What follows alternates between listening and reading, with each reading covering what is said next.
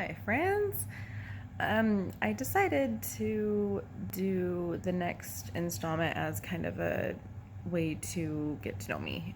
Just a little bit of background on who I am and what I've been through, just briefly. It's not like a major, massive history about me. Anyway, a couple things. I realized from watching my first video is that I need to certainly hold the camera up more so that I don't have quite the double chin.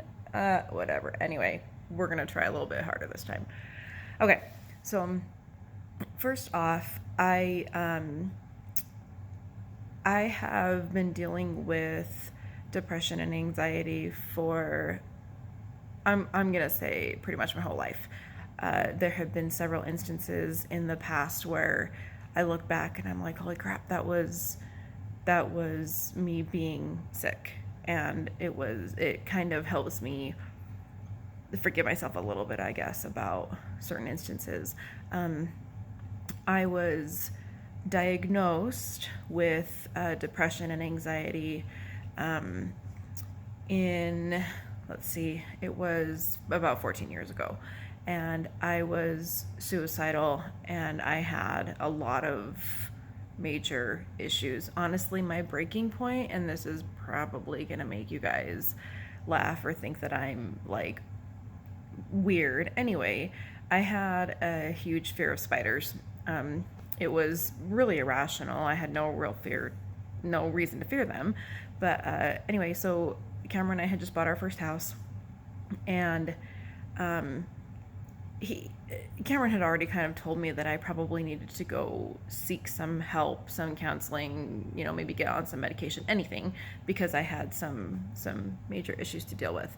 Anyway, so I was standing in our living room and Cameron was sitting on our stairs. We had like a tri-level home, and I felt like an itching in my shirt, and so I kind of scratched, and it felt weird, and I looked in my shirt, and I had squished a daddy long leg in my shirt, and I freaked out so bad that I pulled the shirt away so hard that I pretty much was rending my garments because this evil, awful spider was in my shirt.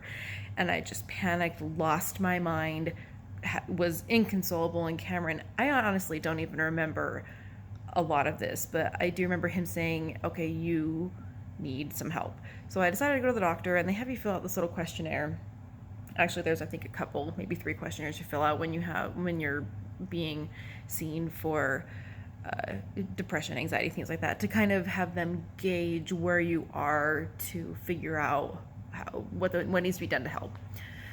So I took this little questionnaire, and I wish I should have looked it up, but there's a number scale, and let's say it's out of 30. I'm not sure how many it was, but let's say if it's out of 30, I was at like a 27 as far as suicidal tendencies, things like that. Oh, I forgot to mention, I was also hallucinating. I was a crazy person. The 2 biggest instances that I remember really clearly, one of them, really quickly, I was driving home from work, and I was on I-15 coming around. I was going north, and I saw this red car come careening across the lanes and into my lane. It was going to hit me, and it was gone. Like, there was no car.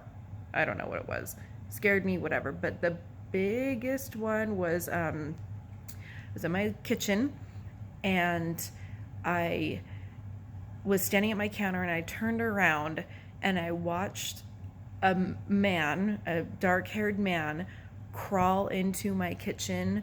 He was wearing a blue and black striped shirt, and he was crawling with his head down, and it was just the scariest thing. It made me scream, freaked me out, whatever. So the irrationality with the spiders and the hallucinations were really making me feel like, that Cameron was right, that I need to go to the doctor. So I had this, I had told my doctor I was having hallucinations, I was suicidal, I hated everything. I didn't know how to be happy. I didn't know, that wasn't my norm. And I was comfortable in that that depressive state, that anxiety, that, whatever. I know that may sound weird, but that was my normal, was being just in that state. So he's like, well, we can't have you suicidal and we need to fix that. So he basically threw the arsenal of medication at me. I was on Elavil, Celexa, and Xanax at the same time because he just wanted to get me back to where I needed to be, and then he would gradually wean me off of the drugs that I could get away with not having. So I was taking the Xanax and I liked it a little too much. So I was prescribed 3 Xanax. I could take 3 a day, but I ended up taking 3 at a time because I liked being numb. I liked being able to just not feel anything. And so I went to refill my prescription and I couldn't because I had finished it too quickly. So I just didn't get it again. Then I went back and saw my doctor and he was like, yeah, you're not allowed to have Xanax anymore. But I do have addictive tendencies, so Xanax is a big no-no for me. Then we gradually weaned me off of the Elavil and I stuck with the Celexa. And now I'm taking Lexapro, which is a more concentrated version of the Celexa. Celexa has Lexapro in it, but as far as I understand, I am not a pharmacist, I am not an expert, I am not a doctor. This is just what I've been told. Anyway, I'm taking the Lexapro now, and I'm telling you this because if you have a problem, if you're noticing that you might have some irrationality, or obviously if you're hallucinating, if you're noticing these little things where you're like, I think something's just not right, please go get help. I don't care what it is. I don't care if you go to therapy or if you want to go see some holistic person to fix, I don't know how they do that, but if that's how you want to do it, that's cool. If you want to go to the doctor and get prescription drugs, fantastic, because you cannot let yourself live in those circumstances. I lived for 21 years of my life thinking that was normal, that I wasn't good enough, or that I just, not being happy.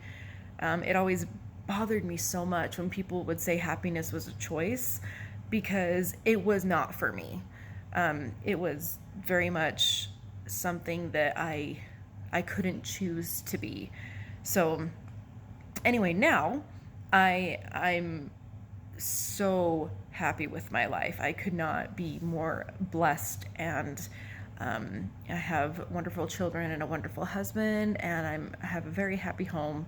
But it was a long time coming. So I'm sorry, this video is already getting a little bit long, but I wanted to kind of give a little bit of background to let you know that this is not something new for me. I want to just really touch really quickly on, it was before we moved into our house now. We moved in January, so we were in our rental waiting for our home to be built, and I had run out of my pills, and my doctor in the meantime had retired, and I didn't really want to go to another doctor. I just wanted my prescription refilled, but you can't.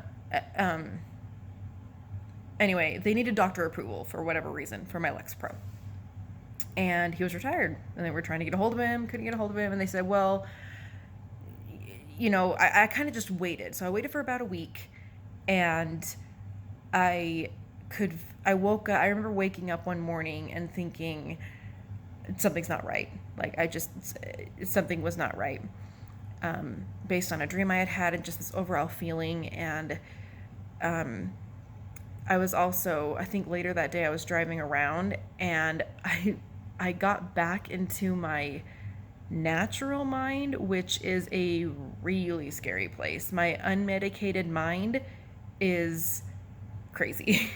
And I don't use that word lightly. I feel like I was literally absolutely crazy.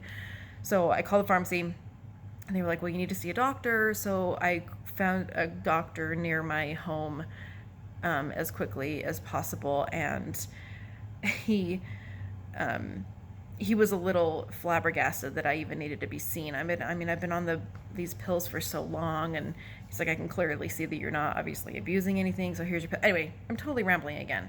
Anyway, I got back on it, and I was, I gradually felt so much better. But remembering how irrational and upsetting and scary my natural mind is without the benefit of medication reminded me how important it is to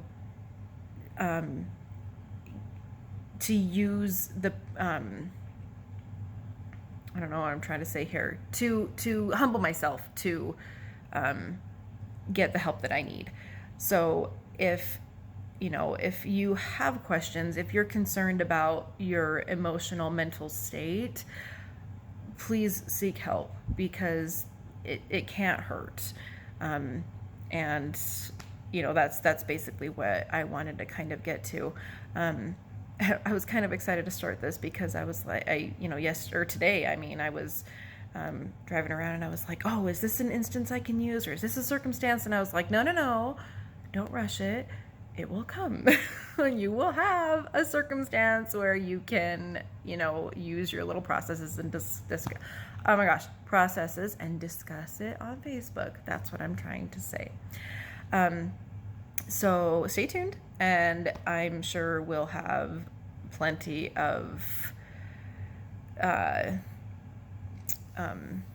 circumstances and episodes that we can discuss, and I'll let you know exactly what goes through my mind and how I was able to cope with them. So I look forward. Thanks. Bye.